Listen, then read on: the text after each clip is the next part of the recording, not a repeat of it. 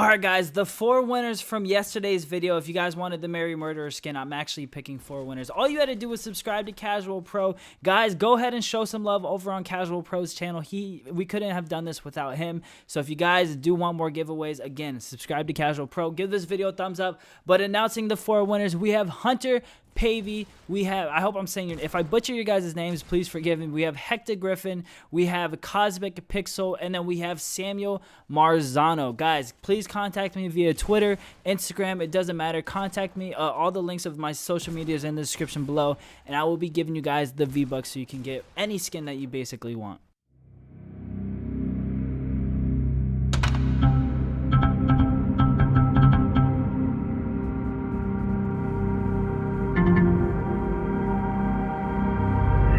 Yo, what's going on YouTube? It's your boy Bushy Pretty guys, another video. Guys, I recorded this video live, but I forgot to turn on my microphone. So the quality of the mic is extremely bad. So instead of just showing you guys the live commentary on this video, I'm going to be breaking down this video and giving you guys the 5 easy steps to win in Fortnite Battle Royale Season 7. So guys, sit back, relax, soak in all this information, and get ready to win so many games in Season 7. So step number 1 is to land Lazy Links. Now I know a lot of you guys are probably questioning why Lazy Links. This place is sometimes very populated, and this is true. Lazy Links can be very populated if it's one of the first cities that you land at. As you guys can see, it was one of the first cities that the battle bus flew over, so that means this place is probably going to be populated. But you're going to want to go here all the time because, one, you're going to want to learn the city. You're going to want to learn where the spawns are, where the weapons spawn at, and stuff like that, where people usually land, so that way you can basically perfect Lazy Links and get the hang of it. You don't want to keep landing in different locations every single time because you want to perfect one location, so that way anytime you land there, you know what you're getting yourself into and you know what to do in sticky situations. So again, sometimes the battle bus won't even be close to Lazy Links. Now that's good. That means not that many people are going to go there, but this is the hardest step, is step number 1 and step number 5. Now I think step number 1 is going to be harder because sometimes it's going to be a little bit more populated than other times, so it's going to be kind of hard to win that city. You're basically going to fight, and if you can't win that city, it's going to be impossible for you to win a game. So you got to get your skill level up to the point where you're going to be able to win the city, take it over, and beat everybody there. Once you win the city and take it over, we're ready to move on to step number 2. And step number 2 is loot every single thing you possibly can that you find at the city. Now we're not just talking about looting chests and stuff like that and opening up walls. We're also talking about making sure that you're farming trees, bushes, brick walls, metal, anything metal. And the reason this is because Lazy Links is a segregated city. Like it's a location that nobody's ever going to rotate to. Nobody ever lands Tilted Towers and says, hey, let's rotate Lazy Links. Nobody lands Loot Lake and says, hey, let's rotate Lazy Links, because it's so far outside of the map to the point where everyone's like, you know what, Lazy Links isn't worth it. It's probably already looted, and the people that landed there probably rotated out. The only people that might rotate is from Motel. They'll take a rift and they'll come over to Lazy Links, but that's sometimes. You'll realize that and see it sometimes. If you land here a lot and you get used to it, you'll learn things like this, but it's not too often that people do that. So that's why Lazy Links is a good place. Once you win the city, you guys are going to see me farming every single thing that I possibly can, because I'm going to want to get 999 brick, steel, and wood. Now, again, sometimes you're not going to be able to get it all. You're going to be able to get wood for sure. Sometimes you can get brick up to 500, and then steel you can get at least 100, 200, but that is good enough. We just need to have at least 999 materials in one of the categories, basically wood, because there's trees everywhere, bushes everywhere, so that's going to be the easiest thing that you can possibly do. Now, as you guys can see, I'm done looting Lazy Links. The circle is coming. I'm ready to get out of here and go to step number 3. Now, before I do that, I want to tell you, look at my health, look at my mats, and look at my inventory. I'm looking pretty good. I have full health, full shield, basically. I have 999 wood, 100 brick, and only 40 steel, but that's good enough. Like I said, you only need 999 towards end game. Now, I have all these things. I have a shotgun, I have a deagle, I have an AR, I have a sniper, so I have long range, close range, medium range. I have it all. I have anything that I basically need. I have explodes and stuff like that, and that's really good because Lazy Links has so many chests there to the point where you're gonna find shields, you're gonna find good weapons, you're gonna find good loot. Now, moving on to step number 3, you guys, is to come over here to the airplane hangar. I don't know exactly what you want to call it. This is the little airplane hangar. That's what I call it.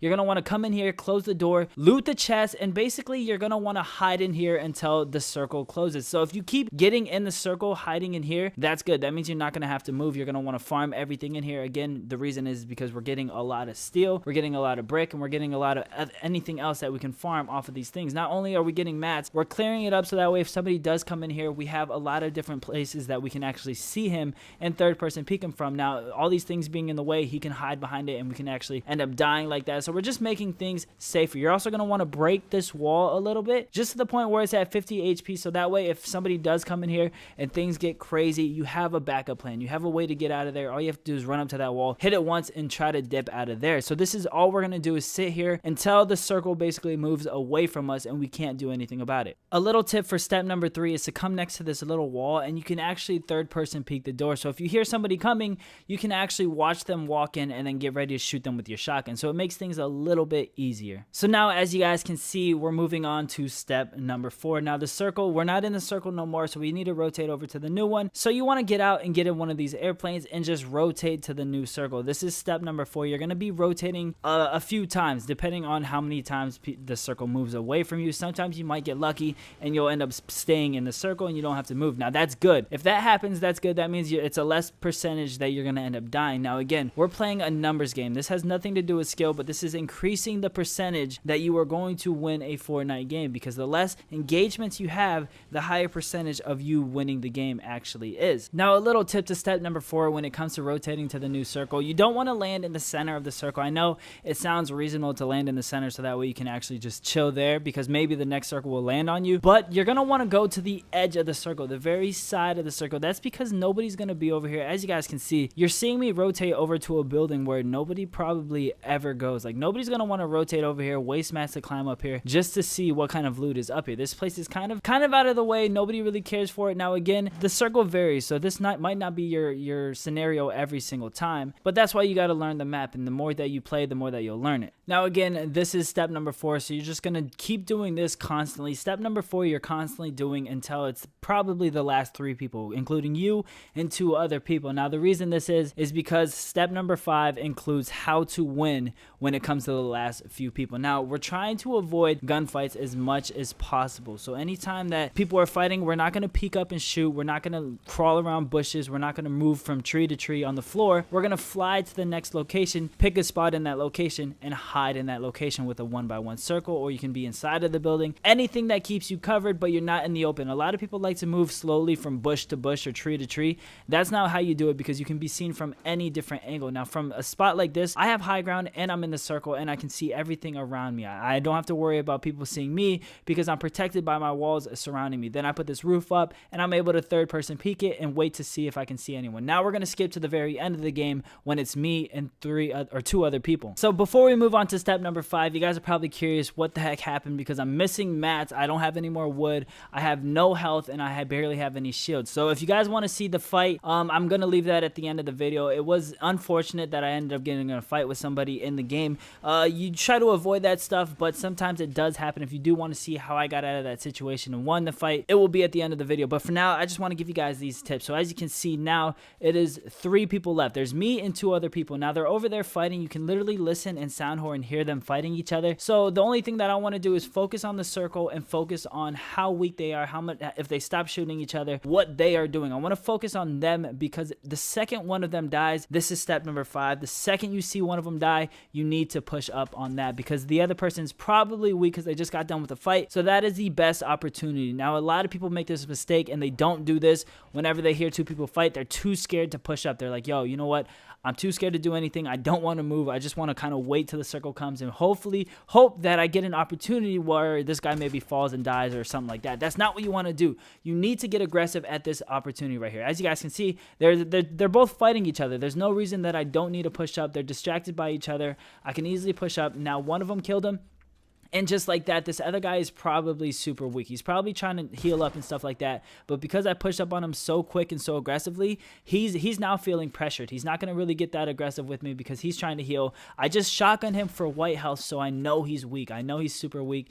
and just like that, I shotgun him again for 1 shot. So again, if I allowed him time to heal up and stuff like that, it would have made the fight a lot harder. But because of the fact that I actually pushed him, got aggressive with him, and actually initiated the fight, it made things a lot easier for me. So guys, if you follow these 5 steps, if you do it out of 10 games, I promise you, you're gonna win at least one of them. I promise you, unless you're complete trash at the game. If you're trash, you're gonna need to practice at the game. But guys, with that being said, if you please can give this video a thumbs up. If you want more tips and tricks videos, I will go ahead and make more videos for you guys. All you gotta do is give this video a thumbs up, comment down below, and I'll see you guys in the next video. Peace.